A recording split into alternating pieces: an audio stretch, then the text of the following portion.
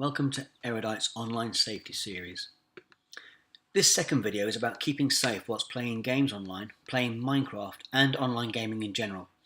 On this presentation there is a lot of bullet point information, so I will introduce each slide but would ask that you pause the presentation if you come across a section you would like more information on, or simply watch it again. The four contents are online gaming safety, Minecraft safety, downloading safety and mobile devices. Many computer games are played online against other players over the internet, whether on a console, a computer, mobile device, or via social networking sites. Most play using an assumed identity, so you are generally already unaware of who they really are. There can also be hidden financial risks in downloading and playing web and app-based games. To add an extra dimension to the multiplayer element, players often communicate via integrated chat or verbally with microphone and headset. Many games, from simple chess and cards to first-person shooting and adventure games where thousands of players participate at the same time, include all of these features. Increasingly, online games involve spending real money to purchase in-game property. Choosing the right games for your children makes sure that they get the most out of them. Like films, games are rated by age. This is the single mandatory Pan-European Gaming Information, PEGI, rating that appears on the front of the box and provides a simple traffic light system for ages. The combination of setting up the console to work for your family, playing in a shared family space, and using PEGI ratings to make informed choices ensures that gaming is a positive part of family life. So what are the risks? We talked about the first 2 points in the eSafety presentation on the left. Even I find that when I download a game on my iPhone, it often has extra content at a price. My 8-year-old boy has no concept of the money that he could spend on one of his games just to complete a level, so I keep my eye on him, and he obviously doesn't have the password for his iTunes account. Do you know your iTunes password right now? How can we ensure our children stay safe whilst gaming? How can we ensure we're playing games safely online and our children are also safe? We know it's inevitable they will want to play on their PS4 or their Xbox. What else do you have for their gaming pleasure? Perhaps a PC or a Game Boy. One of the more important points here is to use strong passwords. All characters, including those above the numbers on your keyboard, should be used. So what can we do as parents? Parental controls allow parents to limit their children's video game use.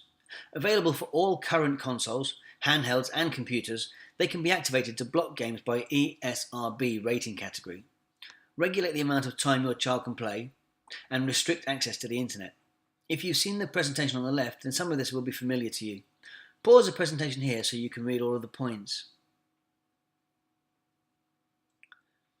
Some of these might be familiar too. Again, please pause it for gaming tips for parents. The main one is protect your identity and protect children's identities. The same advice is appropriate for teenagers online as well as adults. Please read it carefully and stop the presentation should you need to. One of the tips here is to make your password an actual complete sentence. A strong password is a sentence that is at least 12 characters long. Focus on positive sentences or phrases that you like to think about and are easy to remember. For example, I love country music. On many sites, you can even use spaces. Notice the similarities to the parental advice. It's not rocket surgery. Staying safe whilst gaming is easier than you think if everyone follows the same plan. Next we have Minecraft safety. Almost everyone's child has played this at some point. It amazes me as a 40-something male that a game that looks like it came straight out of the 1980s, when I was a kid, would be the most popular online game in 2016. So how does Minecraft work? In Minecraft, when you start a new game, there are 3 main modes: creative, adventure, and survival. Please don't take my word for this though, I have never played it. My children though are expert. Please read the slide and pause the presentation if you wish. The safest way to play is obviously in single player mode, but that can get boring. So if you're going to play multiplayer mode, you must be aware of the next slide. If you don't know your griefers from your creepers, check it out.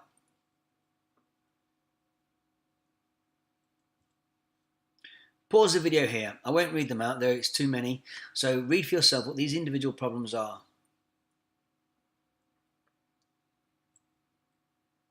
So what are the potential risks we face whilst playing Minecraft?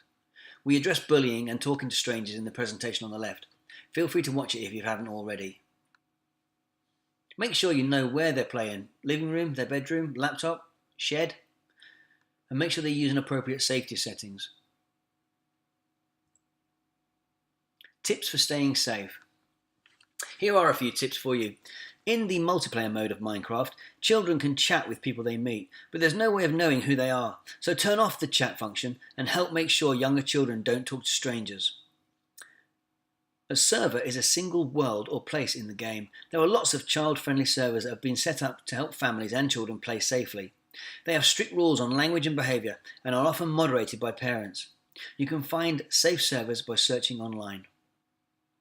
Viruses and malware may be downloaded by buying illegal versions of Minecraft or additional mods, which are add-ons that change the content or the gameplay.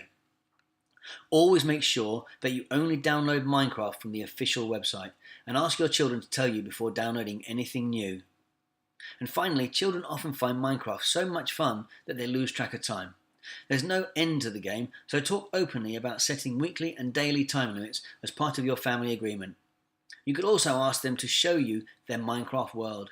If your child is anything like my daughter, they will show you and tell you about it, whether you want to hear it or not.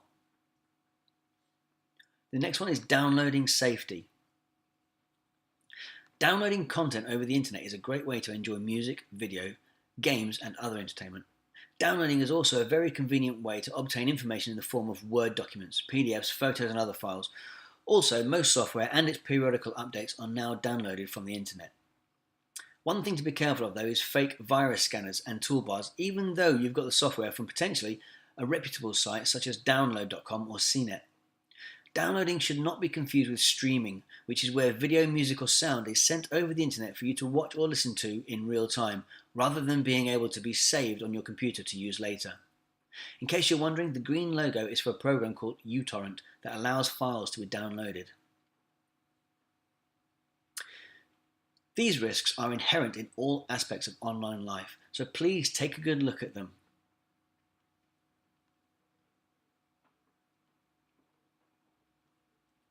Some excellent tips on this page too. Please pause the video and read them for yourself. The main one there is download music only from paid sites such as iTunes or Napster, if Napster still exists. Finally, from a purely pragmatic perspective, if one must share data online, at least we can try to do it safely. The last one on this list is very important. It's also the one that is the most ignored. Don't share material that is under copyright.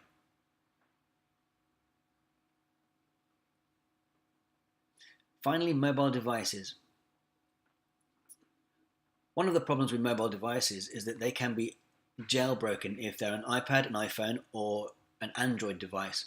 When it's done, it voids the warranty, and then you end up downloading free non-Apple apps, and that is technically pirating. On an Android phone, it's called rooting. As soon as it's rooted or jailbroken, anyone can access it with the right software. Parental controls aren't just limited to computers. Mobile devices have evolved into internet-ready tools that can perform a variety of tasks.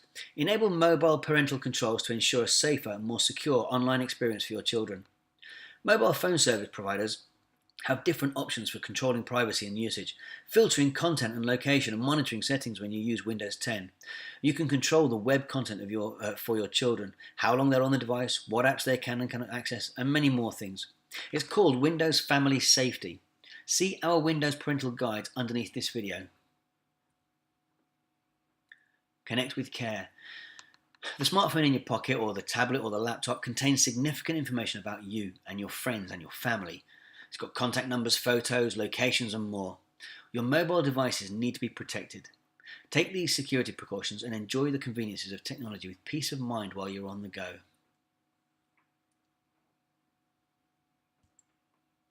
Thank you for watching. Please enjoy the next video in our series of online safety.